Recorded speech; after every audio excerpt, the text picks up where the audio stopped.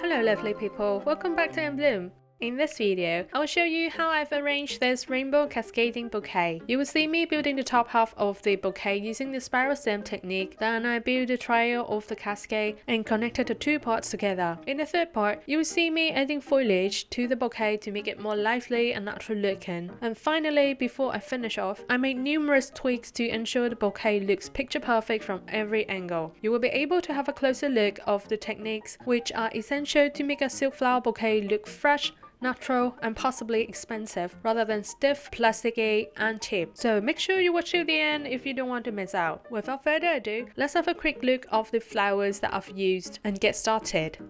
I've used various kinds of rose for this bouquet, alongside with ranunculus, lisianthus, baby's breath and sweet peas.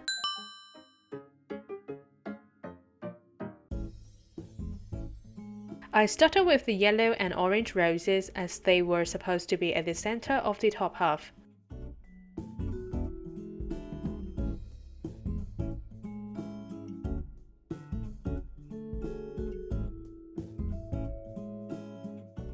I always feed the flower stems into my left hand in the same direction and do quarter turns to keep the spiral going. At this stage, I wasn't too worried about getting the color gradient right because I knew I could always swap the positions of the flowers later.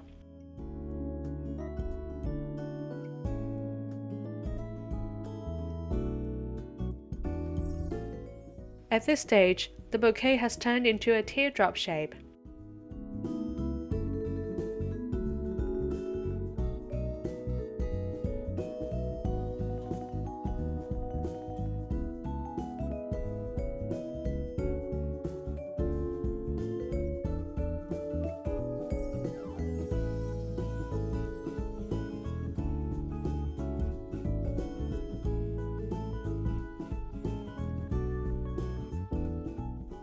I knew the ranunculus stem was too tall, but I preferred to trim it at a later stage.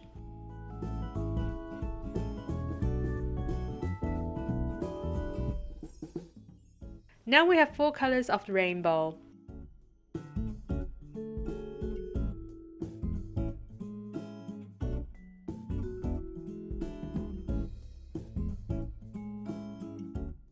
Moving on to the 5th color.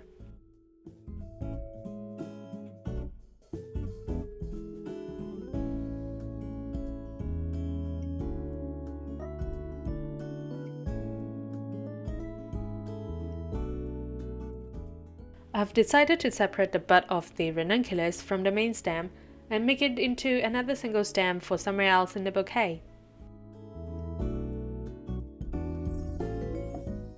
I started building the trial with a stem of sweet pea. Since it's not naturally cascading, it needs to be bent downwards manually. It's getting tricky as my left hand was getting full.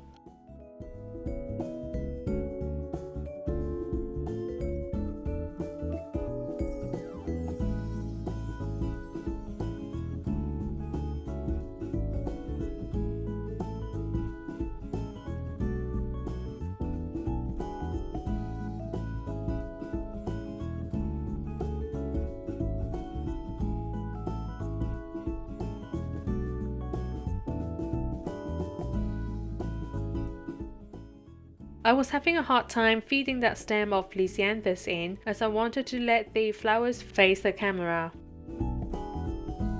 I realized the lisianthus that I had just added and the sweet pea were level, so I had to shorten the stem of the lisianthus.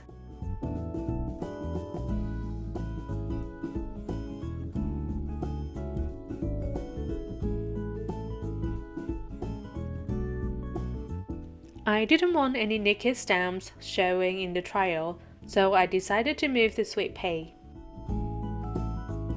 I was pretty happy with the amount of flowers in the trial, so I spent some time adjusting the position of the flower heads to connect the two halves together.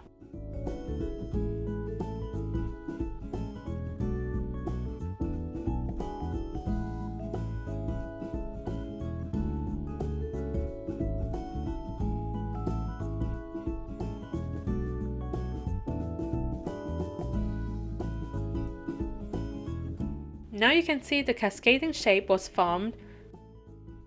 with a smooth curve from top to bottom. It had become very tricky for me to hold the bouquet, so I needed to tie the bouquet with a couple of 24 gauge floral wire. I slipped the wires underneath the stems, held both ends as tight as possible, and twist at least twice to secure the bouquet. The trick is to let the weight of the bouquet do the job. So now I could start adding foliage to the trail from the bottom up.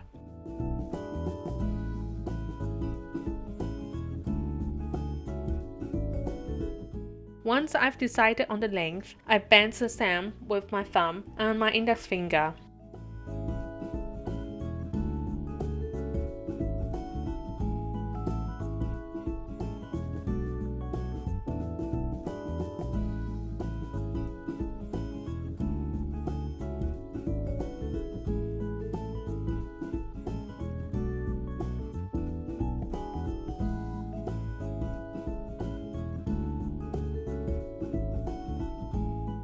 Don't forget to add foliage on the side of the trail, or it will look disconnected from the top.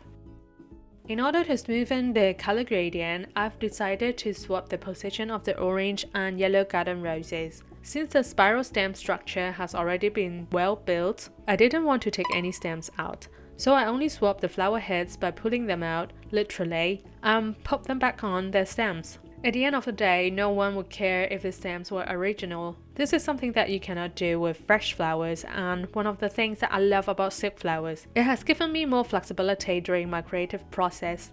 Then I carry on adding more leaves. I had to put the bouquet down so I could see the whole thing from a distance to get a clear picture of how the cascade actually looked like. It's much easier to get the length and the shape of the branches right when I could work with both hands.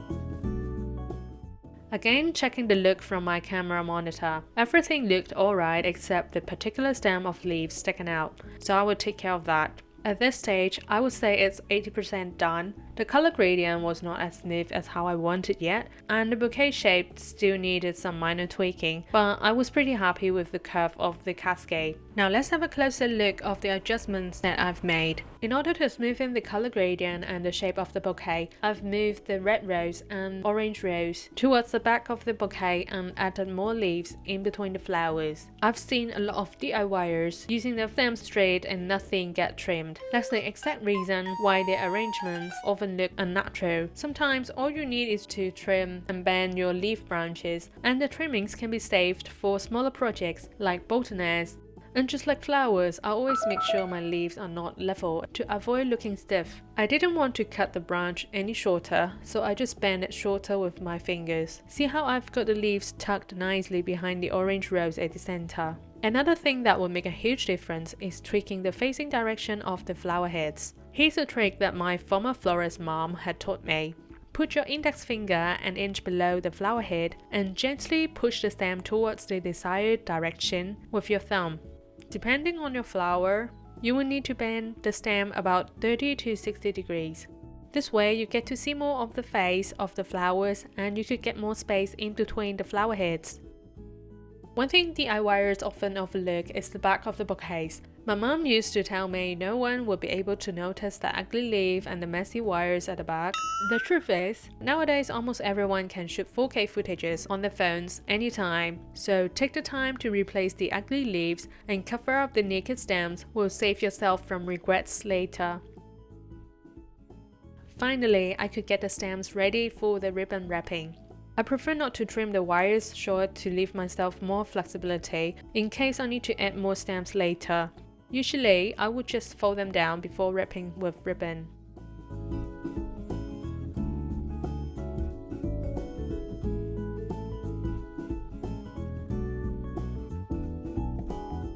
While my left hand was holding the very top of the stems, I leave about 1.5 to 2 inches before cutting the stems with my big pair of pliers.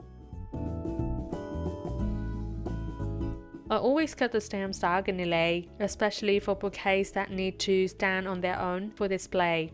Before the ribbon wrapping, I would sew the ends of the stems to avoid snagging any dresses or veils. I have also got a video on that, which I've linked down below. I hope you have found this video helpful. Thank you for watching till the very end. I'm Janet at Emblim. See you in the next one.